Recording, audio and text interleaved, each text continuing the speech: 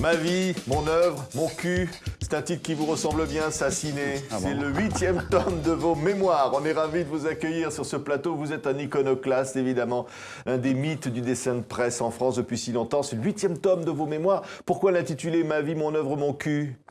C'était un peu un hommage à Bosch quand il avait fait un grand dessin de dizaines d'un monsieur qui passait avec son copain, son invité qui lui disait « Regarde mon château, ma voiture, ma piscine ».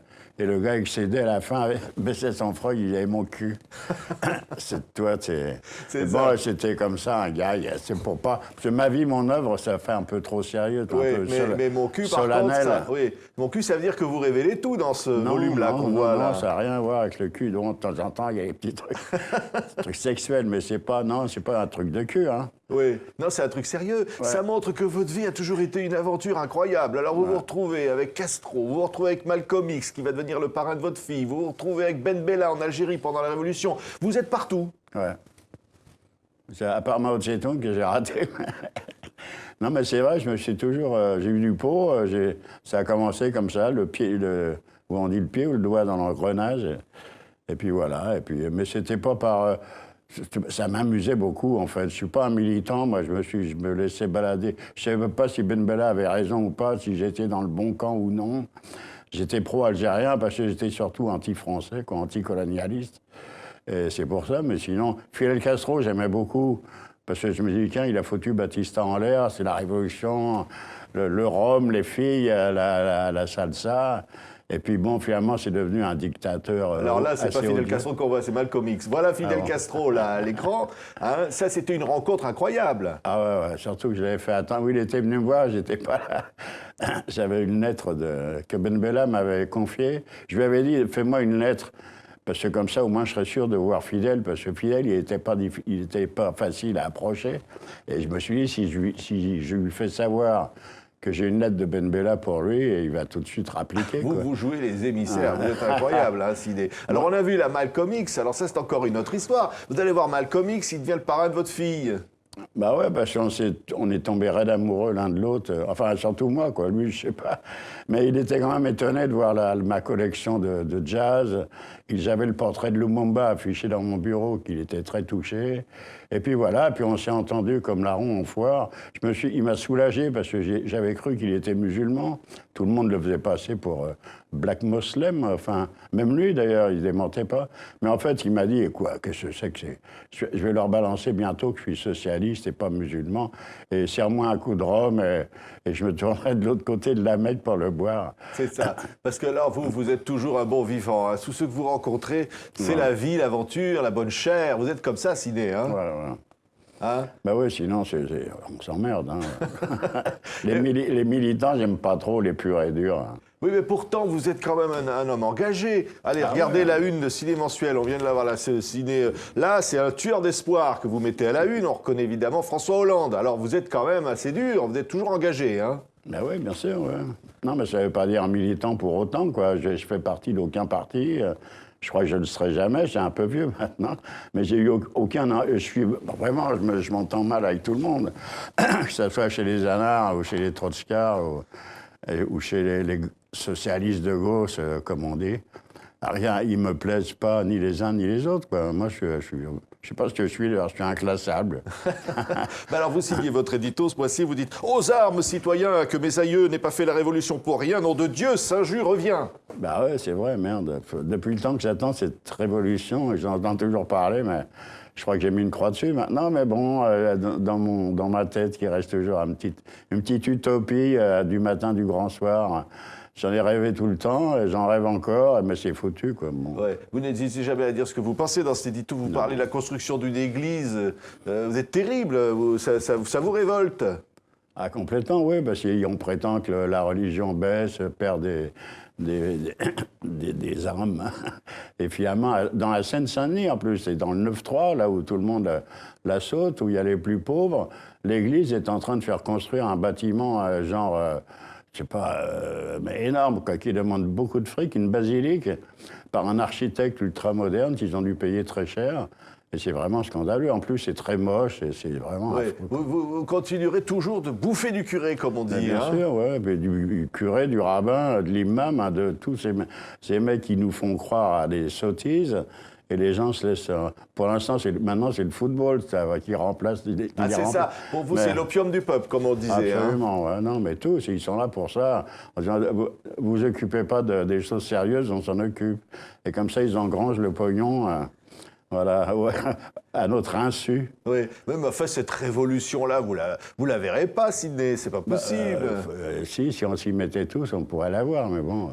Vous êtes révolutionnaire. Vous avez toujours été révolutionnaire. Enfant, déjà, vous vouliez tout changer. Ouais. Ouais, je voulais virer Napoléon. Puis en plus, tous les gens qu'on m'apprenait, là, des belles figures de l'histoire m'énervaient. C'était vraiment des têtes à claques. J'ai jamais aimé la Marseillaise, le drapeau français, tous ces trucs m'énervaient. En plus, on m'a obligé à faire l'armée. Le régiment, c'était ignoble, c'est le pire moment de ma vie. Donc ça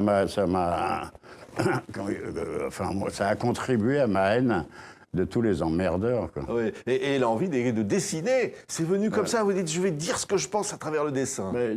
En fait, je dessinais bien, ou pas mal, et j'ai dit, tiens, tout d'un coup, parce que j'avais tellement envie de gueuler, j'avais pas tellement envie de dessiner, j'avais envie de gueuler.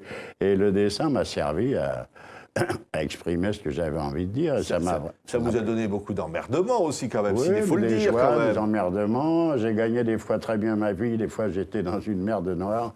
Ouais, non, j'ai eu plein de procès, bien sûr. Mais tout ça dans la bonne humeur, quoi. Moi, ça m'amusait d'aller chez le juge d'instruction, c'était un bonheur. Parce que j'étais grossier aussi, donc je reprenais remettais la sauce. Je prenais des avocats irrespirables, genre Vergès, des gens comme ça que même les juges ne pouvaient pas voir en peinture. Et moi, je les prenais alors que franchement, j'étais pour des conneries, un petit dessin malvenu, et tout d'un coup, on parlait de torture et tout. Genre, Vergès en profitait pour faire son numéro classique. Et moi, ça m'amusait beaucoup. C'était l'envie de se battre pour la liberté d'expression, la liberté, quoi.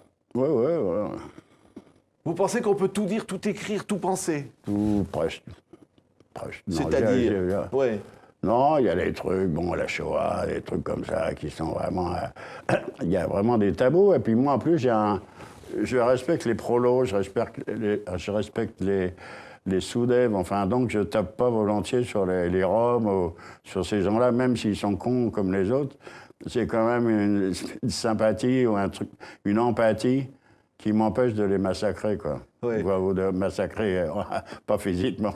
Oui, non, bien sûr. Mais au fond, c'est la liberté de dire tout ce qu'on pense, quoi.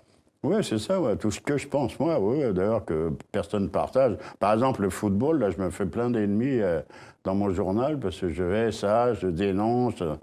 Et on doit être 2%, je crois, en France, à pas aimer ça, quoi. Tous les gens sont rivés à leur écran. Même des copains, d'ailleurs, maintenant, ils se cachent, ils n'osent plus me dire qu'ils regardent le foot, qu'ils ont peur de se fâcher ou de me faire de la peine.